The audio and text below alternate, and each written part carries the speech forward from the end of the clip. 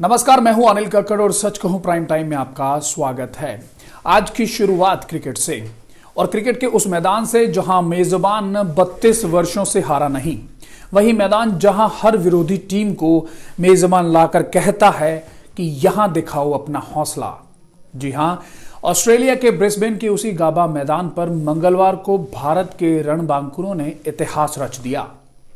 हमने अपने जीवन में बहुत सी विजय गाथाओं को पढ़ा और टीवी व अन्य माध्यमों पर देखा, लेकिन मंगलवार को जो गाबा में हुआ उसे देख हम कह सकते हैं कि हमने भारतीय क्रिकेट टीम के वीरों को रण में लड़ते, हताश होते, गिरते, चोटिल होते, फिर उठ खड़े होते और अंत में विजयी होते देखा।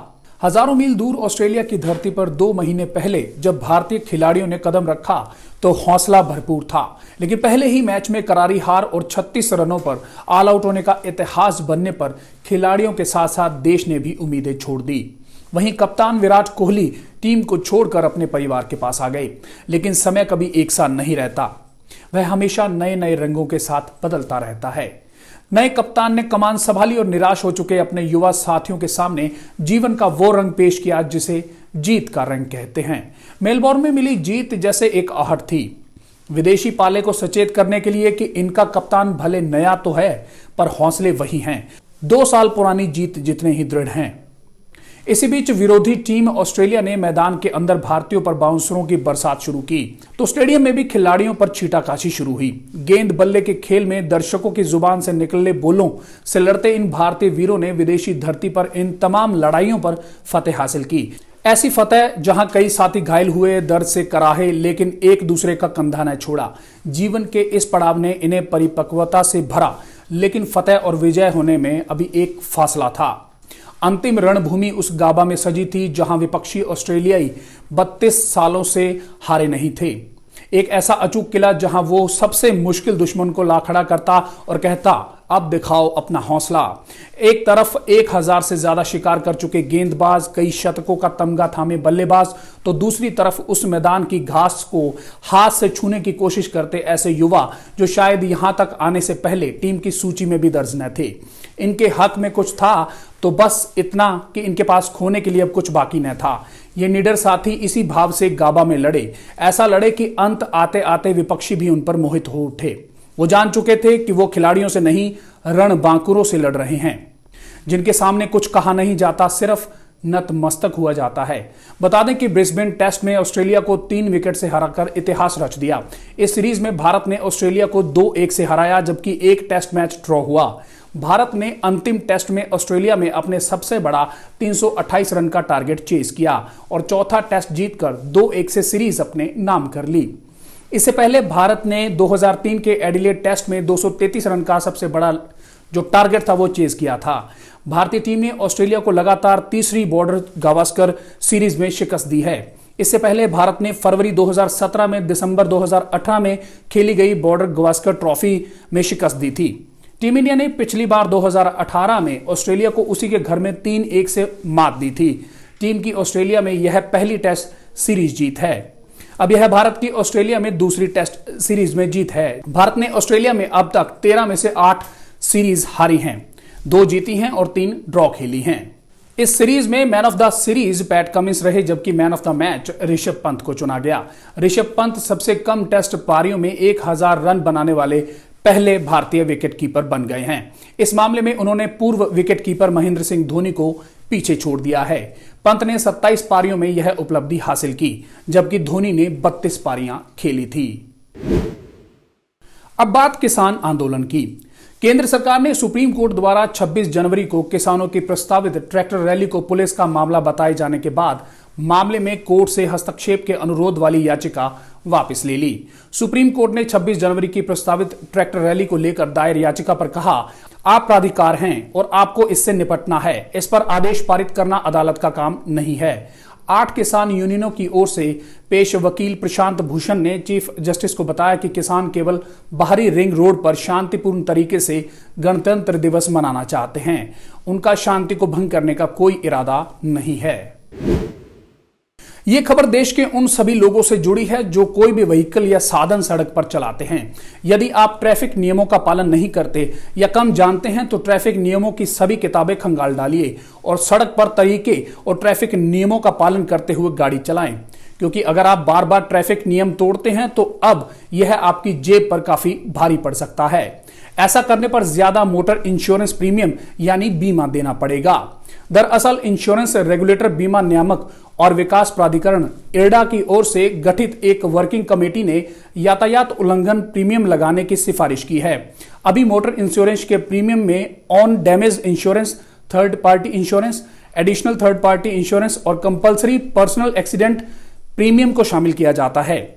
वर्किंग कमेटी ने अब मोटर इंश्योरेंस में यातायात उल्लंघन प्रीमियम शामिल करने के लिए 5वां सेक्शन जोड़ने की सिफारिश की है। सिफारिशों के अनुसार शराब पीकर गाड़ी चलाने पर 100 पॉइंट पेनल्टी लगाई जाएगी, जबकि गलत जगह पार्किंग करने पर 10 पॉइंट पेनल्टी लगेगी। यातायात उल्लंघन प्रीमियम की इस राशि को पेनल्टी पॉइंट से लिंक करना होगा।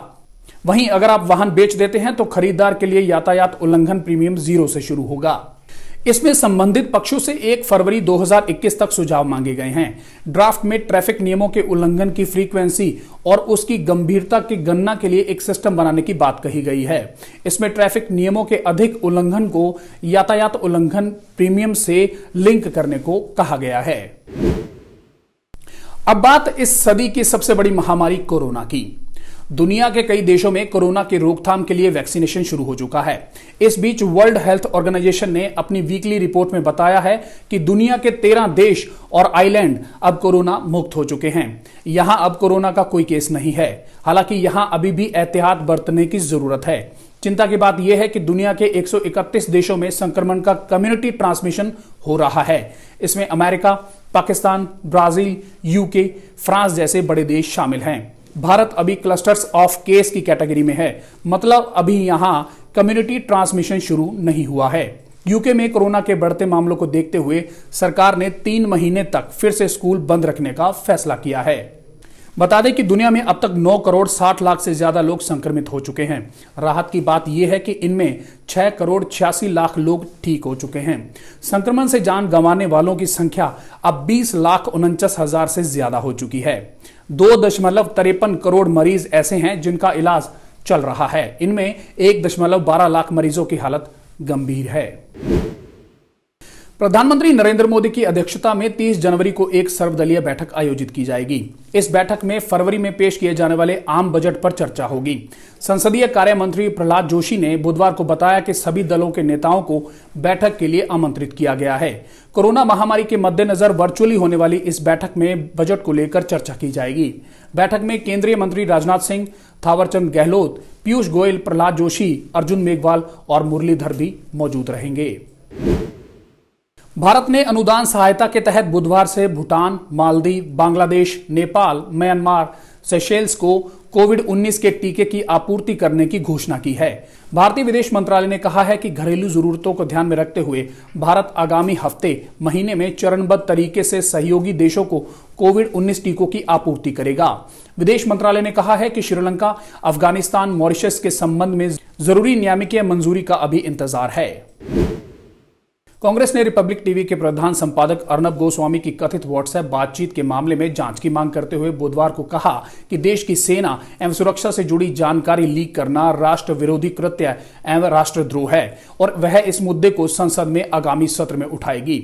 पार्टी के वरिष्ठ नेताओं AK एंटनी, सुशील कुमार शिंदे, गुलाम नबी आजाद और सलमान खुर्शीद ने इस विषय को लेकर सरकार पर निशाना साधा और यह भी कहा कि बालाकोट एयर स्ट्राइक जैसे अभियान की जानकारी सरकार में शीर्ष पदों पर बैठे कुछ लोगों को होती है और ऐसे में इसका पता लगना चाहिए कि यह जानकारी कैसे लीक हुई।